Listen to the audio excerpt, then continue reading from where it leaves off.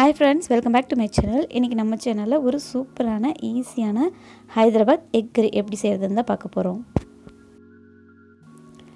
அடுப்புல ஒரு பாத்திரம் வச்சுக்கலாம். பாத்திரம் காஞ்சதும் 3 ஸ்பூன் அளவு எண்ணெய் சேர்த்துக்கோங்க. எண்ணெய் நல்லா சூடானதும் கொஞ்சமா கடுகு சேர்த்துக்கோங்க.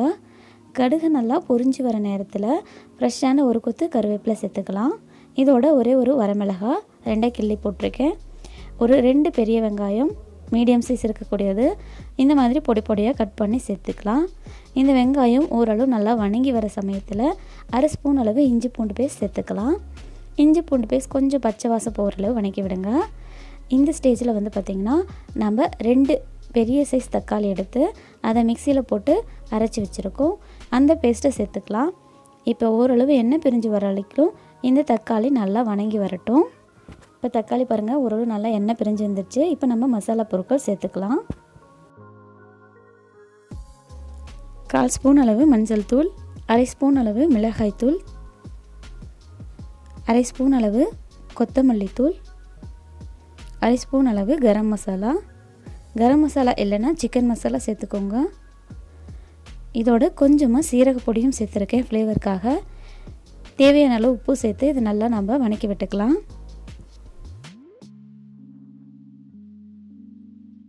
போட்ட மசாலா பொருட்கள் எல்லாமே கொஞ்சம் நேரம் வணக்கி விட்டோம் அப்படின்னா பச்சை வாசம் போயிடும். அந்த ஸ்டேஜில் வந்து அரைச்சி வச்சுருந்தோம் இல்லையா தக்காளி பேஸ்ட், அந்த மிக்சியிலே கொஞ்சமாக தண்ணி சேர்த்து இதோட நம்ம கலந்து விட்டுக்கலாம்.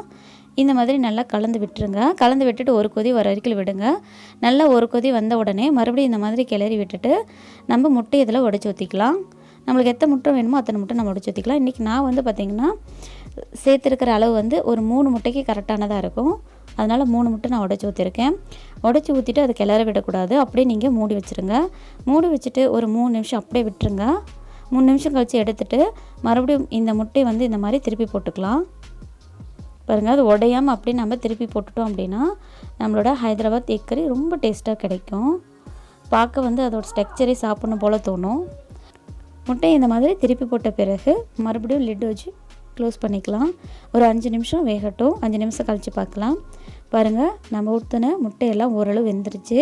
இதை மறுபடியும் ஒரு தடவை இதே மாதிரி திருப்பி போட்டுட்டு மறுபடியும் ஒரு 2 நிமிஷம் வந்து வேக வச்சு எடுத்துக்கலாம். பாருங்கள், நான் போட்டது எல்லாமே திருப்பி போட்டுட்டேன். இதை மறுபடியும் லிட் வச்சு மூடிட்டு ஒரு 2 நிமிஷம் கழித்து எடுத்துக்கலாம்.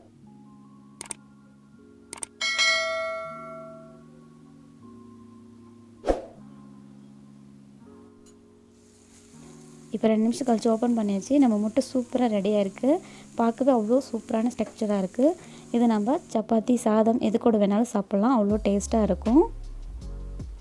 இது தனியாக கூட குழந்தைங்களுக்கு செஞ்சு கொடுத்தீங்க அப்படின்னா ஈவினிங் டைமில் ஸ்நாக்ஸாக கூட சாப்பிடுவாங்க. அந்த மசாலா எக் கறி மாதிரி இருக்கும். ஸோ இந்த மாதிரி நீங்கள் கண்டிப்பாக ட்ரை பண்ணி பார்க்கணும். ட்ரை பண்ணி பார்த்துட்டு ரெசிபி எப்படி வந்துச்சு அப்படிங்கிறத கமெண்ட்டில் கூட ஷேர் பண்ணிக்கோங்க. நம்ம சேனலில் இருக்கக்கூடிய மற்ற ரெசிபிஸும் ட்ரை பண்ணுங்கள். நம்ம சேனலில் நிறைய முட்டை ரெசிபி போட்டிருக்கோம். எல்லாமே லிங்க் கீழே டிஸ்கிரிப்ஷனில் தர செக் பண்ணி பாருங்கள். இன்னும் நம்ம சேனலை சப்ஸ்கிரைப் பண்ணலன்னா சப்ஸ்கிரைப் பண்ணிக்கோங்க. நன்றி.